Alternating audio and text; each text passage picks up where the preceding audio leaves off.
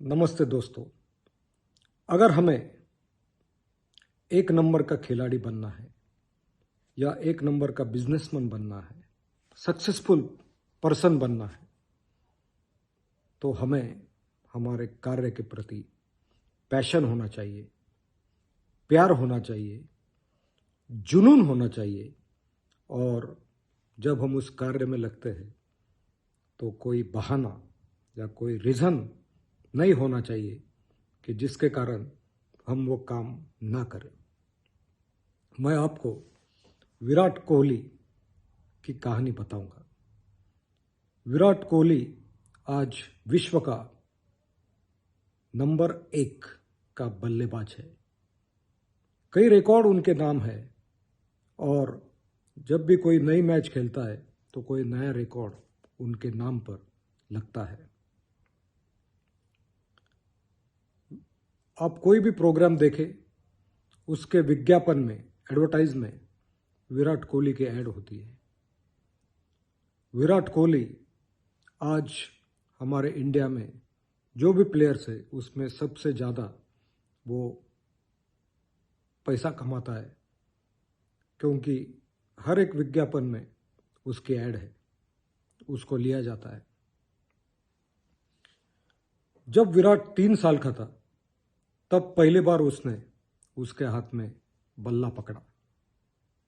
बाद में जैसे जैसे छोटे बड़ा हो रहा था तब उसकी बल्लेबाजी और अच्छी हो रही थी।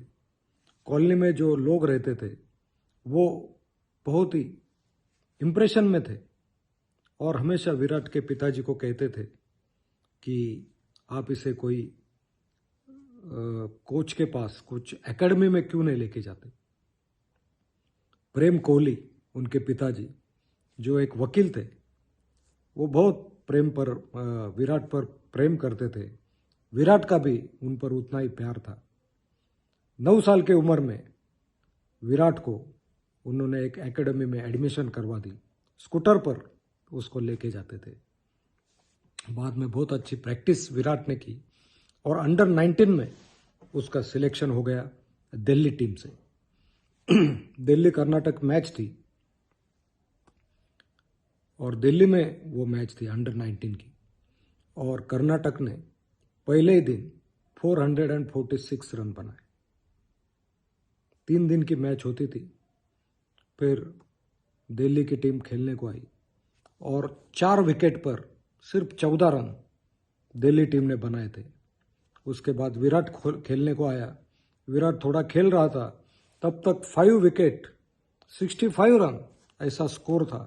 सबको लगा कि अभी दिल्ली को फॉलो ऑन मिलेगा और दिल्ली टीम हार जाएगी, लेकिन उस दिन तक विराट ने 40 रन बनाए। तीसरे दिन का खेल तीसरे दिन होने वाला था। सुबह से 115 फॉर 5 ऐसा स्कोर था। उसके बाद विराट, दिल्ली में मैच थी इसलिए दिल्ली में वो उसके घर चला गया। घर जाने के बाद माँ ने उसे एक बुरी खबर दी कि उसके पिताजी, जो कई दिनों से 15-20 दिनों से हॉस्पिटल में थे, वो ब्रेन हेमरेज के कारण वो गुजर गए। विराट को शॉक हुआ।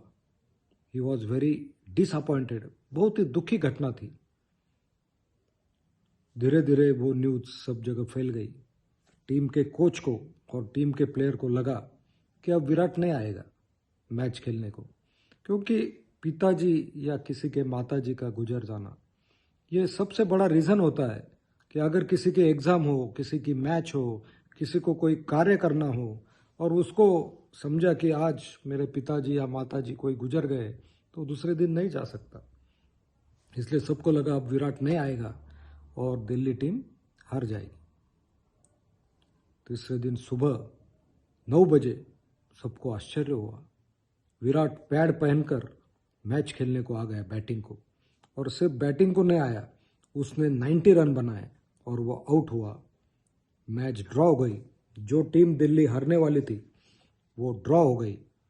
उसके बाद विराट घर गया और घर जाने के बाद पिताजी की अंतिम यात्रा निकली। कितने आश्चर्य की बात है।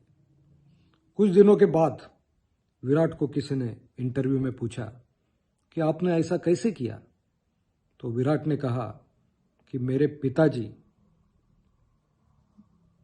मुझे क्रिकेट सिखाते थे, एकेडमी में डाला था और उनका सपना था कि मैं एक महान खिलाड़ी बनूंगा और मेरे टीम के लिए अच्छा काम करूंगा। अगर मैं उस मैच को नहीं जाता तो उनको ऊपर भी दुख होता था और मैं मैच खेलने को गया और मैंने मैच ड्रॉ करके बताई तो मुझे यकीन है कि मेरे पिताजी भी, उनको भी अच्छा लगा होगा, क्योंकि तब मेरा वही कर्तव्य था कि मेरे मैच वो मुझे हारना नहीं है और वही मेरे पिता के लिए मेरी श्रद्धांजलि थी। दोस्तों, इसे कहते हैं पैशन, इसे कहते हैं प्यार और इसे कहते हैं जुनून। अगर इस जुनून से हम कोई भी क्षेत्र में कार्य करते हैं तो हमें भी विराट जैसा सक्सेस जरूर मिलना चाहिए। विराट के इस डिसीजन का, एक स्ट्रांग माइंड का मैं सलाम करता हूँ और उसी कारण उसका ये स्ट्रांग माइंड उसको काम आता है जब हमारी टीम संकट में होती है। आपको याद होगा कि दूसरी बार हमने जब वर्ल्ड कप जीता था, अपनी मैच थी श्रीलंका के अगेंस्ट, सचिन तेंदुलकर, सहवाग 11 रन में दोनों आउट हो गए थे, लेकिन गौतम गंभीर, विराट कोहली, इन्होंने स्ट्रांग माइंड से खेला और बाद में युवराज सिंह, धोनी, इन्होंने मैच जिता दी।